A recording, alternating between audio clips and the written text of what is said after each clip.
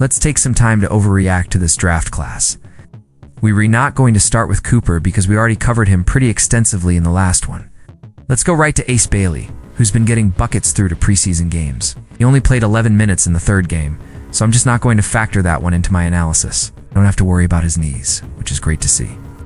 I really love the sets that the Jazz have been putting Ace Bailey in because they've allowed him to focus on what he does best, which is making shots and not putting excessive pressure on him to be a one-on-one creator. He's had a couple of plays where he's had to do more with the dribble, but for the most part, it has been off-ball. Screens in the corner, off-ball screens at the top of the key where he's catching it in stride. And then going at defenders like Shannon or Corette, who are already in drop coverage, leading to pull-up twos. I don't know how many minutes you can expect from Nurkic this season, but he's had some nice passes to Bailey. Developed a good two-man game in spurts. Bailey's been running around off of fake DHOs to catch it in stride. I really like how Bailey has gotten his shots so far. If this is a sign of things to come, then the question long-term will be his playmaking, and how many on-the-ball reps he can get rather than just catching it on the move. But so far, so good. Next, we have Dylan Harper, who's played 2 games. I'm going to focus on the first one because it already affirmed my feelings about him from Summer League. The Spurs are running a corner WMBBY horns action where he can go either side of the screen. Dylan Harper got 1 layup on that corner horns action in the first game. The other possession didn't result in a score, but it did result in Webby getting a switch. So there's a lot of potential there. He's already scored off a Webby skip pass in the post, which shows good chemistry developing. But the biggest thing to me, just like it was in Summer League, is how comfortable Dylan Harper already looks running around screens.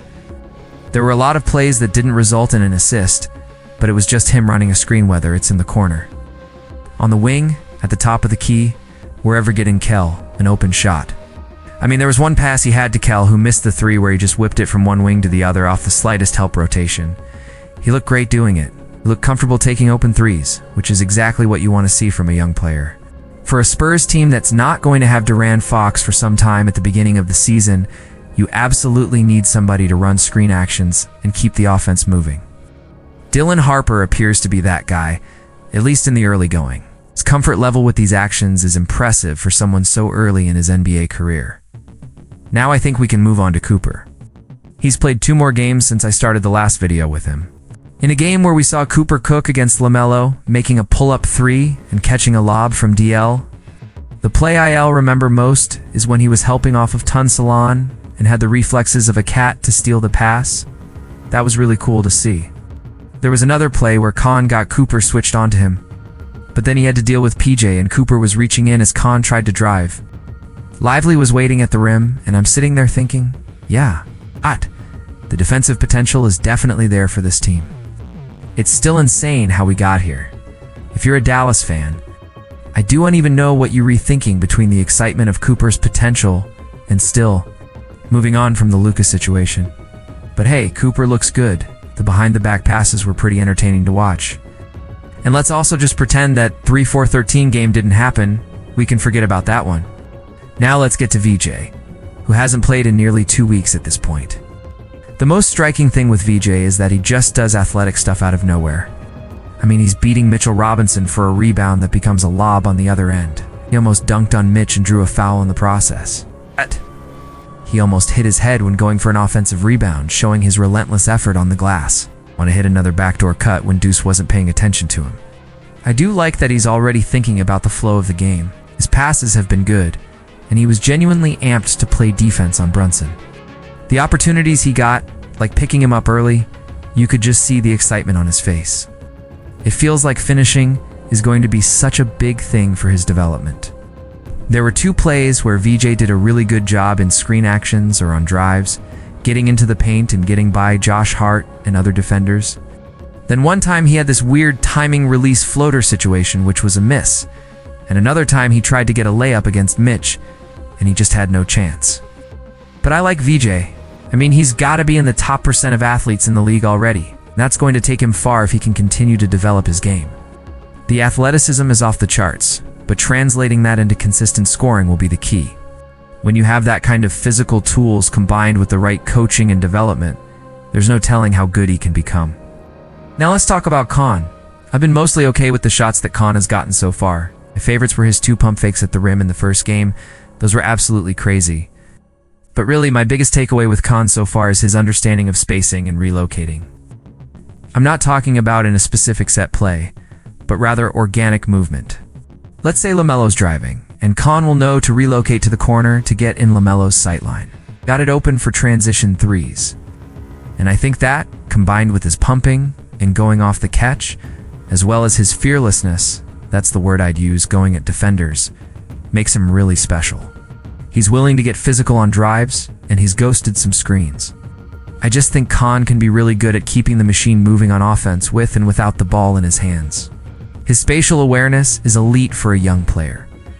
He also set a screen for Dinwiddie, which led to an assist to Diabate, and you know I have to care about that kind of play. So I do like Kahn's basketball IQ a lot. You know the shooting is legit, that's been proven. It's just that Kahn went one spot before Ace Bailey in the draft, and right now it feels like it's Kahn's floor versus Ace Bailey's ceiling. And which one ends up being more valuable is the big question we all be asking ourselves as the season progresses and we get more tape to evaluate. Now we're going to be a bit more all over the place with the rest of the rookies. Next, I want to go to Young Hansen. It's really been a tale of 2 games for him. In the second game, he was significantly better than the first one. The first game against the Warriors. He was spaced out by Horford and then later on mostly by Quinton Post. He just looked slow, trying to guard a center who can shoot threes, and didn't look ready for that level of competition. In the second game, he was much better. The bounce pass to Shaedon Sharpe was the closest thing to the kind of plays we saw from him in Summer League working. As a hub around the free throw line and top of the key, of course, being a threat as a shooter and driver is going to make that role more effective, because then big guys coup and just play off you all day. In this game, he made 2 threes and had a really nice drive going around the back. Unfortunately, watching that Blazers-Kings game was kind of a nightmare because the Jumbotron was the actual telecast and there were replays constantly covering the action. So apologies to Nick Clifford, who also played in this game, but I just couldn't see the rest of it clearly. That said, Nick Clifford's passing in the other game was really good for the Kings. He is 23 years old, and he looks like he could just step in and get NBA minutes right now, which is impressive. Let's talk about Colin Murray-Boyles with the Raptors. He guarded Joik and Valanciunas in the first game, and he was physical and committed to the work, hitting the ground at least once that I remember. But he kept getting up and seemed very eager to just keep trying his best. He definitely won me over in that respect, though I wasn't entirely surprised given what we knew about his game coming in. His number one thing was always going to be effort and toughness. He's been willing to take open threes, and that's good. Would be even better if they go in consistently. But we'll just see in time how that develops. He's also very willing to set screens and run DHO actions. Some of that is because when he's at center, he's going to have to do that stuff regularly in the NBA. Let's move on to Tre Johnson. His second game was way more comfortable than the first one. In the first game, there were stretches where he didn't get the ball much. When he finally did get it, he would just take weird floaters. He only took 1 3-pointer, and I'm sitting there thinking, what's going on? The second game was completely different. He took 4 threes in just 14 minutes, which shows a much better understanding of his role. They had him in more sets where he could cut right after getting off the ball or attack off the catch, looking shifty in actions where he's sprinting into getting the catch. He took a really confident 3 in transition, and you could just see the development happening in real time. The coaching staff is giving him opportunities to be the microwave scorer that we all expect him to be. That's the role he's going to fill on this team. We're getting totally out of order now, but let me go back and talk about Colk Bunner, which I mentioned earlier, but want to expand on.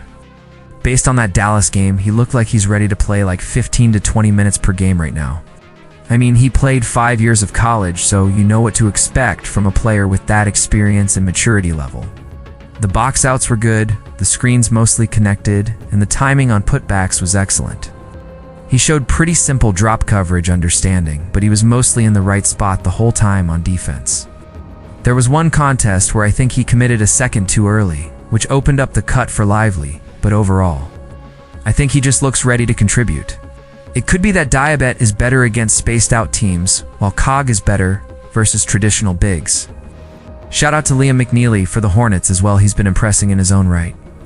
Now, let's go to Jeremiah Fears, who also hasn't played in nearly 2 weeks. My take on Jeremiah Fears so far is that he has a very real ability to get into the paint, on plays that look like they're going nowhere. He puts a couple of moves together, and before you know it, he's got the angle on his defender. That is a real skill that has a lot of potential attached to it.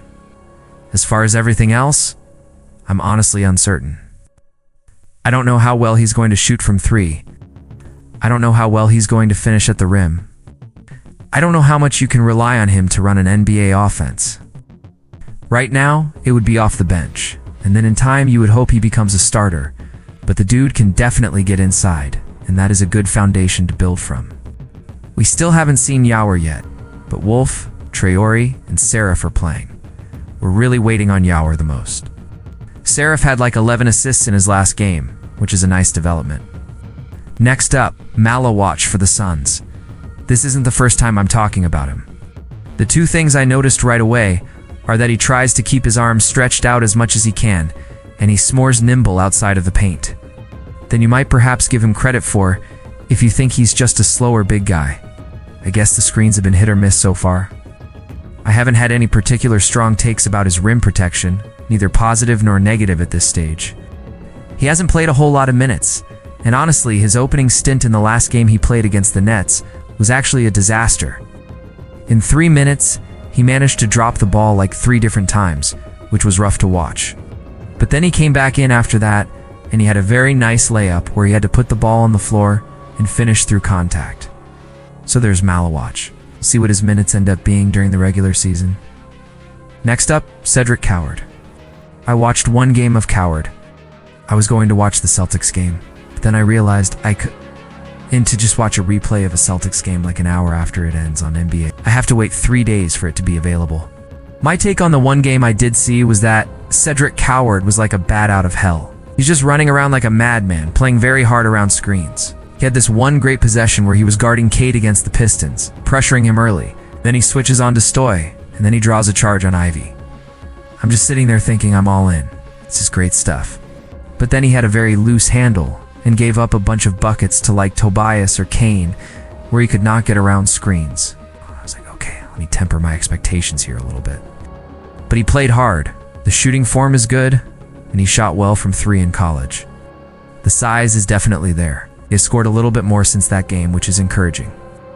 I would like it if the 3-point shot was better so far, but whatever.